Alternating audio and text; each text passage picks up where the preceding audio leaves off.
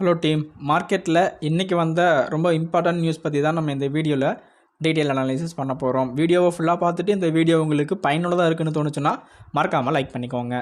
First நம்ம discuss பண்ண போகிறது லாஸ்ட் 2 days வந்துட்டு நம்ம மார்க்கெட் நல்லாவே புல்லிஷ் ட்ரெண்டில் சேஞ்ச் ஆகிருக்கு. அதுக்கு ஒரு முக்கியமான காரணம் கிட்டத்தட்ட 1 மந்த்துக்கு அப்புறம் எஃப்ஐஐஸ் வந்துட்டு நெட் பையராக மாறியிருக்காங்க. ஆல்மோஸ்ட் 695 கோடி அவங்க நெட் பையர்ஸாக வந்துட்டு நேற்றுக்கான மார்க்கெட்டை முடிச்சிருக்காங்க. மேக்ஸிமம் இன்றைக்கும் எஃப்ஐஐஸ் வந்துட்டு நெட் பையர்ஸாக இருக்கிறதுக்கான வாய்ப்புகள் அதிகமாக இருக்குது. இப்போ நீங்கள் டிஸ்பிளேயில் பார்க்குறது நேற்றுக்கான டேட்டா. ஸோ March 18 அப்போ வந்துட்டு கிட்டத்தட்ட நம்ம டிஐஎஸ் 12,333 கோடிக்கு பை பண்ணியிருக்காங்க. At the same time FIIs வந்துட்டு 15,709 கோடிக்கு பை பண்ணியிருக்காங்க. செல் வேல்யூன்னு பார்க்கும்போது டிஐ இன்வெஸ்டர் பொறுத்தளவுக்கும் 9,798 கோடிக்கு செல் பண்ணியிருக்காங்க. எஃப்ஐஐஸ் பொறுத்தளவுக்கும் ஆல்மோஸ்ட் வந்துட்டு 15,015 கோடியை வந்துட்டு செல் பண்ணியிருக்காங்க. இதோட டோட்டலாக நம்ம ஆவரேஜ் பண்ணும்போது ஆல்மோஸ்ட் வந்துட்டு 694 கோடி மதிப்பில் அவங்க நெட் பையர்ஸாக வந்துட்டு மார்க்கெட்டை க்ளோஸ் பண்ணியிருக்காங்க. அதுதான் லாஸ்ட் 2 days புல்லிஷ் ட்ரெண்டுக்கான ஒரு முக்கியமான ரீசனாக இருக்குது. இந்த ஏற்றம் கண்டினியூஸாக தொடருமான்னு கேட்டால் கொஞ்சம் வெயிட் பண்ணி தான் பார்க்கணும். என்னை பொறுத்தளவுக்கு இது நிரந்தரமான ஒரு ஏற்றமாக தெரியல.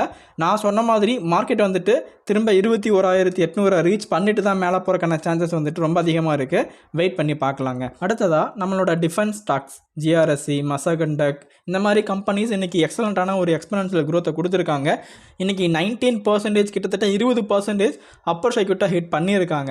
இதுக்கு முக்கியமான காரணம் பார்த்தீங்க அப்படின்னா யூஎஸ் அண்ட் இந்தியாவோட ட்ரேட் அக்ரிமெண்ட், ஜெர்மனியோட ஸ்பெண்டிங் பேக்கேஜ் அக்ரிமெண்ட், இதெல்லாம் வந்துட்டு ஒரு முக்கியமான ரீசனாக இங்கே குறிப்பிட்டிருக்காங்க. அதில் ஃபஸ்ட்டு வந்துட்டு இந்த யூஎஸ் அண்ட் இந்தியாவோட ட்ரேட் அக்ரிமெண்ட் பார்த்தீங்க அப்படின்னா நம்ம இந்தியாவோட பிரைம் மினிஸ்டர் நரேந்திர மோடி வாஷிங்டனுக்கு போனப்போ பிப்ரவரியில் இந்த ட்ரேட் அக்ரிமெண்ட் அப்படிங்கிற கான்வர்சேஷன் நடந்திருக்கு. அது மட்டும் இல்லாமல் டிஃபென்ஸ் பர்ச்சேஸ் வந்துட்டு யூஎஸ்லேருந்து இந்தியா பண்ணுறதுக்கான நிறையா பேச்சுவார்த்தைகள் நடந்திருக்கிறதா இந்த ஒரு ரிப்போர்ட்டில் வந்துட்டு ரிலீஸ் ஆகிருக்கு. அதனால தான் இந்தளவுக்கு ஒரு இம்ப்ரூவ்மெண்ட் இப்போதைக்கு இந்த பங்கில் வந்திருக்கு. இந்த ஒரு குறிப்பிட்ட நியூஸை மட்டுமே மையமாக வச்சு இன்றைக்கி டிஃபென்ஸ் ஸ்டாக் எக்ஸலண்ட்டான ஒரு மொமெண்டம் மறந்துருக்குங்க. இதில் அதிகபட்ச ஏற்றம் கார்டன் ரிஷிப் பில்டர்ஸ் கிட்டத்தட்ட 20% அப்பர் சைக்கிட்டில் மார்க்கெட்டை க்ளோஸ் பண்ணியிருக்காங்க. இந்தியா ஃபோர்ஸ் 15% மேலேயும், மசாண்டக் 8% மேலேயும், Bharat Dynamics and Mishra, Cochin Shipyard, Data Patterns எல்லாம் 7% மேலேயும், பாரஸ் 5%, டிசிஎக்ஸ், ஹச்சிஎல், எம்டா Technologies, Zen Technologies, Bharat Forge இந்த மாதிரி பங்குகள் வந்துட்டு 2% மேலேயும் வந்துட்டு நல்ல ஒரு இம்ப்ரூவ்மெண்ட் அப்படிங்கிறத இன்றைக்கி மட்டுமே மார்க்கெட்டில் ரெஜிஸ்டர் பண்ணியிருக்காங்க. ஓகேங்களா? ஸோ நீங்கள் டிஃபென்ஸ் செக்டரில் கொஞ்சம் வந்துட்டு புல்லிஷாக இருக்கீங்க அப்படின்னா முன்னாடி இன்வெஸ்ட் பண்ணியிருந்தீங்கன்னா ஒரு ஹியூஜான இம்ப்ரூவ்மெண்ட் கிடச்சிருக்கும். நம்ம இதே ரிலேட்டட் நியூஸ் வச்சு தான் நம்ம கார்டன் ஷிப் பில்டர்ஸ், மசாகண்டக், தென் கொச்சின் ஷிப்யார்ட் இந்த மாதிரி பங்குகளை பற்றி நிறைய நம்ம பேசியிருக்கோம். முன்னாடி வீடியோஸில் பார்த்தீங்கன்னா உங்களுக்கு கிளியராக புரியும். அப்போ கன்சிடர் பண்ணவங்களுக்கு இந்நேரம் வந்துட்டு செம்ம வெல்த்தான ஒரு க்ரோத் வந்துட்டு கிடச்சிருக்க வாய்ப்புகள் நிறையா இருக்குது. ஓகேங்களா? அடுத்ததாக என்பிசிசி ஷேருக்கு பார்த்தீங்க அப்படின்னா ப்ராஜெக்ட் மேனேஜ்மெண்ட் கன்சல்டன்சிலிருந்து 44 கோடி மதிப்பில் ஒரு ஆர்டர் அப்படிங்கிறத வென் பண்ணியிருக்காங்க. இந்த ஆர்டர் பொறுத்தளவுக்கும் அந்த Mahatma Gandhi institute of rural industrialisation ஏரியாவில் இன்ஃப்ராஸ்ட்ரக்சர் டெவலப்மெண்ட்டுக்காக தான் இந்த ஒரு ஆர்டர் அப்படிங்கிறது இவங்களுக்கு கிடச்சிருக்கு. இந்த ஆர்டர் மூலமாக ஹோட்டல்ஸ், கெஸ்ட் ஹவுஸ் இதெல்லாம் வந்துட்டு அவங்க கன்ஸ்ட்ரக்ட் பண்ணி கொடுக்க போகிறாங்க. பர்டிகுலராக இந்த Gandhi institute of rural industrialisation ஏரியாவில். ஓகேங்களா? ஸோ இதுதான் முக்கியமான அப்டேட்டாக வந்துட்டு என்பிசிசி தரப்புலேருந்து இன்றைக்கி ரெஜிஸ்டர் ஃபைல் பண்ணியிருக்காங்க. அடுத்ததாக ஏற்கனவே இன்டர்நேஷ்னலிருந்து ஒரு முக்கியமான அப்டேட் இன்றைக்கி கொடுத்துருக்காங்க. கம்பெனி தரப்பில் ஒரு ஜாயின்ட் வெஞ்சர் வித் ஒரு ஆர்டரை வந்துட்டு அவங்க வின் பண்ணியிருக்காங்க. அந்த ஆர்டரோட மதிப்பு பார்த்திங்க அப்படின்னா 1096 கோடி. இது வந்துட்டு அர்பன் அஃபேர்ஸ் டெவலப்மெண்ட்டுக்காக இதை ஒதுக்கியிருக்காங்க. கவர்மெண்ட் ஆஃப் மேகாலயா கிட்டேருந்து இந்த கம்பெனி கிடச்சிருக்கு.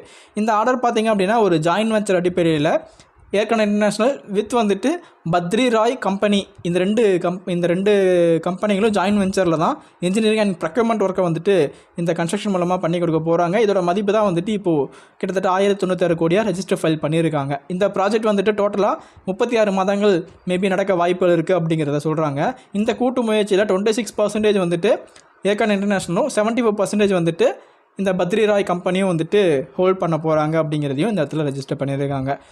ஏற்கனவே பொறுத்தளவுக்கும் நம்ம ஒரு லெவலில் ஃபோக்கஸ் பண்ணிகிட்ருக்கோம். அந்த லெவலுக்கு ஸ்டாக் வந்தாங்க அப்படின்னா கண்டிப்பாக நான் ஹார்மோனிக் அனாலிசிஸோட நம்ம பையிங் ப்ரைஸ் என்ன அப்படிங்கிறத பற்றி டிஸ்கஸ் பண்ணலாம். ஓகேங்களா? நெக்ஸ்ட்டு வந்துட்டு ஜைடஸ் லைஃப் சயின்ஸ் தரப்புலேருந்து முக்கியமான ஒரு ட்ரக் அப்ரூவலை வந்துட்டு வாங்கியிருக்காங்க. நேற்றுக்கும் நம்ம இந்த ஸ்டாக்கோட நியூஸ் பார்த்தோம். இன்றைக்கி வந்துட்டு ஒரு கேன்சர் ட்ரக்குக்கு வந்துட்டு இவங்க அப்ரூவல் வாங்கியிருக்காங்க. குறிப்பாக இந்த டேப்லெட் வந்துட்டு ப்ரோஸ்டேட் கேன்சரை வந்துட்டு குணப்படுத்துறதுக்கு பயன்படுத்துகிறோம் அப்படிங்கிற மாதிரி இவங்க மென்ஷன் பண்ணியிருக்காங்க. ஜைடஸோட அகமதாபாத் ஹெட் ஆஃபீஸ்லேருந்து தான் இதுக்கான அப்ரூவல் அப்படிங்கிறது கிடச்சிருக்கு. இவங்களோட எல்லா யூனிட்லேயும் வந்துட்டு இதை மேனுஃபேக்சர் பண்ண ஸ்டார்ட் பண்ண போகிறாங்க. இதான் வந்துட்டு ஜைடஸ் தரப்புலேருந்து குறிப்பிட்டிருக்காங்க, ரெஜிஸ்டர் ஃபைல் பண்ணியிருக்காங்க. அடுத்ததாக இந்த பஜாஜ் ரிலேட்டடாக ஒரு முக்கியமான நியூஸ் வந்துட்டு நம்ம பார்க்க போகிறோம். இது கண்டிப்பாக நீங்கள் கவனித்து தான் ஆகணும். காரணம் பார்த்தீங்க அப்படின்னா இந்த Bajaj Allianz general insurance company ஆகட்டும், Bajaj Allianz life insurance company ஆகட்டும், இந்த 2 கம்பெனிகள் இருந்தும் அவங்களோட 26% பங்குகளையும் விற்கிறோம் அப்படிங்கிற மாதிரி அலைன்ஸ் எஸ்சி வந்துட்டு ஒப்பந்தம் போட்டிருக்காங்க. இந்த ஒரு நியூஸ்னால பஜாஜ் குழுமத்தில் இருக்கிற இந்த பங்குகள் எல்லாமே நல்ல ஒரு சரிவை பார்த்துருக்காங்க. அந்த வகையில் தான் பஜாஜ் ஃபின்சவும் வந்துட்டு நல்லவே இறக்கம் அப்படிங்கிறத கொடுத்துருக்காங்க. ஆக்சுவலாக நமக்கு தெரியும் பஜாஜ் வந்துட்டு ஒன் ஆஃப் த ஒரு மோஸ்ட் இம்பார்ட்டன்ட் கம்பெனி. நிஃப்டிலையும் சரி, இண்டஸ்ட்ரியலாகவும் சரி, அவங்களோட பர்ஃபார்மன்ஸ் வந்துட்டு எப்போவுமே டாப்பாக தான் இருக்கும். இந்த வகையில் இந்த மாதிரி பங்குகள் வந்துட்டு இறங்குறது எனக்கு தெரிஞ்சு நல்ல ஒரு வாய்ப்பு. கண்டிப்பாக நல்ல ஒரு ஜோனில் இந்த மாதிரி பங்குகளையும் நம்ம கன்சிடர் பண்ணி வைக்கும்போது ஃபார்மோஸ்ட் வந்துட்டு ஃப்யூச்சரில் நமக்கு ஒரு கிரேட் ரிட்டர்ன் கிடைப்பதற்கான வாய்ப்பு இருக்குது. கண்டிப்பாக இந்த மாதிரி பங்குகள் மேலே கொஞ்சம் கவனமாக இருங்க.